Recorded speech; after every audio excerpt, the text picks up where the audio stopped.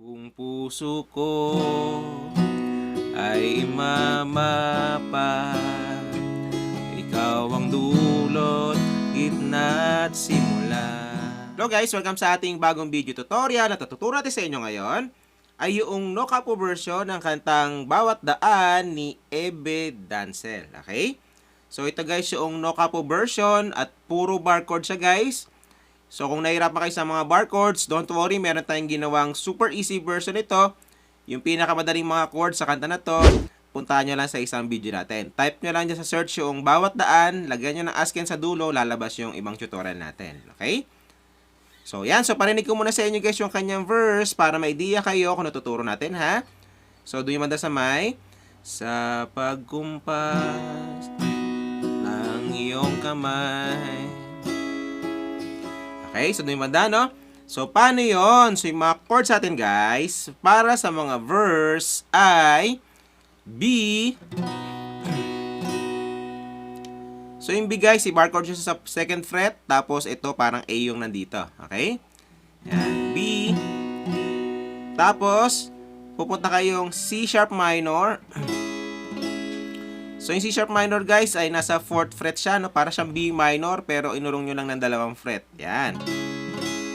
Okay. Tapos, E. And then, E ulit. Okay. So, 2 times yung gagawin yan, guys. Pag nagawa nyo ng 2 times, ay tapos na yung mga verse. Okay. So, yung B at saka yung C sharp minor, guys, ay bar chord siya. Pero kung wala kayong kung nahirapan kayo dyan, ang shortcut naman yan ay pwedeng ganito. Ganyan. Ganyan. Or di kaya ganito. Yan, ganyan. So, first string, second string, third string. Tapos isama nyo na to. Yan, ganyan. Tapos yung shortcut naman ng C sharp minor ay ganito. Yan. So, first string, second string, at saka third string ito. So, pag shortcut nyo guys yung mga bar chords, ang i-strumming nyo lang ay simula third string hanggang first string. Ganyan siya, no? So, yan. So, tinuro ko lang guys yung mga shortcut ng bar chords para hindi kayo huminto dahil lang sa bar chords, ha? Pero practicein nyo pa rin yung totoong bar chords na ganito. Okay? So, yan. So, paano naman yung ating strumming pattern para sa buong kanta? So, ganito lang. Halimbawa, B kayo. Kada chords ay down, down, up, up, down, down, up, down, up. Tapos, lipat ng chords. Down, down, up, up, down, down, up, down, up. Okay? So, ganun siya guys, no? So, kanta na natin siya para mas makuha nyo siya na may kasama kanta. So, pwede nyo ako sabayan. So, dito tayo sa pagkumpas ng iyong kamay, king landas, ginagabay. Tapos, ulit-tuloy yun. Yeah. Sa 1,000 duda, sa luluksa. Okay? So, yan. So, ganoon na kadali guys yung mga verse. And then after, no, ay pupunta na tayo yung mga pre-chorus. So, doon yung madasamay. Kung puso ko ay mamaba. So, doon yung manda, no? So, paano yun? So, yung mga chords natin, guys, para sa pre-chorus ay B, tapos C sharp minor, tapos E, tapos E. Ayan yung first line ng mga chords. So, after nun, ay pupunta na kayong second line ng mga chords. So, B, tapos C sharp minor, tapos F sharp. So, ito yung bago natin guys, no? F sharp. So, yung F sharp guys ay para lang siyang F, pero pangalawang fret. Yan, F sharp. So, ang shortcut niyan ay pwedeng ganito. Halimbawa, ito. Simula third string, second string, third string, tapos ito lagay nyo dito. Yan, ganyan lang. Pwede lang ganyan. Or ganyan. Or pwede rin ito, ipitin nyo, ilagay nyo lang to dito. Yan. Ayan. Ito. Ayan, ayan. Na? Tapos, pupunta kayong E. Tapos, G sharp. Ayan. So, yung G sharp, guys, para lang siyang, F sharp. Tapos, inurong nyo lang ng 2 fret. Yan. G sharp. Kung hindi nyo kaya yung G sharp na ganyan, pwede naman ganito. Yan.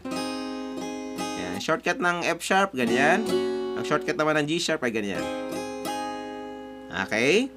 So, yan. Tinuro ko lang yung mga shortcut guys para hindi kayo mahirapan. Pero kung gusto yung matutunan yung easy talaga, puntahan nyo lang sa isang video natin. Okay? So, yan. So, same pa rin yung mga kanyang strumming pattern. Kanta na natin siya para mas makuha nyo. No? So, kung puso ko ay mamapa, ikaw ang dulot, gitna at simula. Nahanap din kita. Sa ganun ng mga chords na nahanap din kita. Tapos E. And then G sharp. Oh. Okay. So, yan. So, ganun nakadali guys yung mga pre-chorus. And then after nun, ay pupunta na tayong chorus. So, doon naman sa may maligaw man at mawala. So, doon yung madano. So, paano yun? So, yung mga chords natin, guys, para sa mga chorus ay C sharp. Yan. So, C sharp.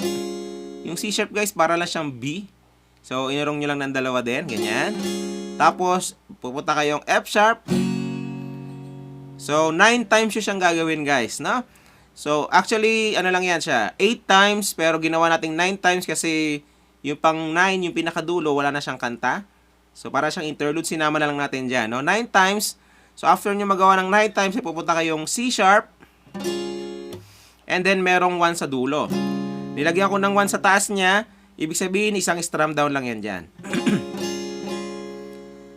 Okay? So, yan. So, same pa rin yung kanyang strumming pattern, guys. Kanta na natin siya para mas makuha nyo. So, maligaw man at mawala, umikot man sa kawalan, at kailan, sino't saan, ikaw lamang ang kasagutan.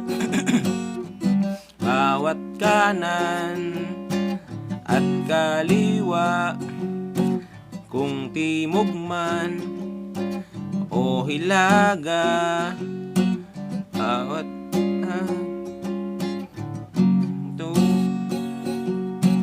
ayan, okay, so wag natin siya kantahan ng buo, guys. Basta 9 times yung siyang gagawin. Pag nagawa nyo 9 times, ay pupunta kayong C sharp, isang strum down lang yan.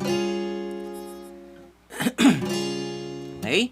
So, di natin siya tinapos, guys, kasi para hindi tayo makapiright. So, mahaba yung pagkakatugtog kasi natin. Okay? So, yan. So, after nun, ay pupunta kayong mga verse. So, pagkatapos, same pa rin yung mga chords niya. Tapos, pre-chorus. Same pa rin yung mga chords niya. And then, chorus. And then, tapos na yung kanta. Okay? So, yan. So, enjoy sa bago nyo matutugtog, guys. Kita tayo sa next video natin. Bye!